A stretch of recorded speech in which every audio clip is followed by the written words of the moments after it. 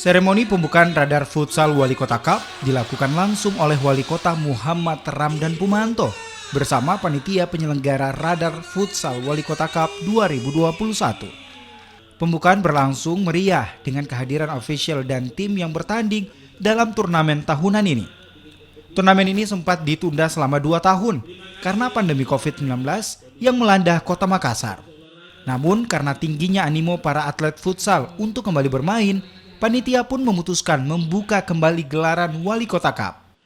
Dalam sambutannya, Wali Kota Makassar mengapresiasi manajemen Radar yang kembali menghidupkan olahraga futsal meski di tengah pandemi COVID-19. Dhani pun memberikan dukungan dengan catatan pertandingan digelar dengan protokol kesehatan COVID-19.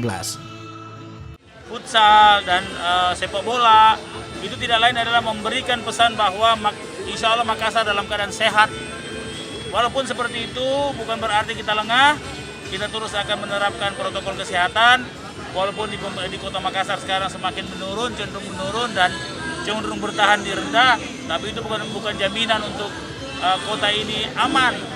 Walaupun dengan demikian bukan juga berarti kita harus terus terkungkung di dalam keterbatasan ini. Makanya olahraga lah yang membuat kita lebih sehat, asal prokes saja.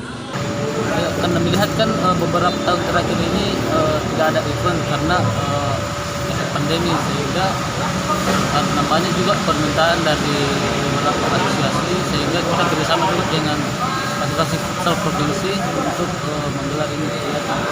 Radar Futsal Wali Kota Cup 2021 digelar selama 1 pekan, mulai dari tanggal 24 Oktober hingga tanggal 30 Oktober 2021. Di kompetisi kali ini ada 40 tim yang mendaftar baik dari dalam Kota Makassar maupun dari luar Sulawesi Selatan. Nila Rustam, Kompas TV Makassar, Sulawesi Selatan.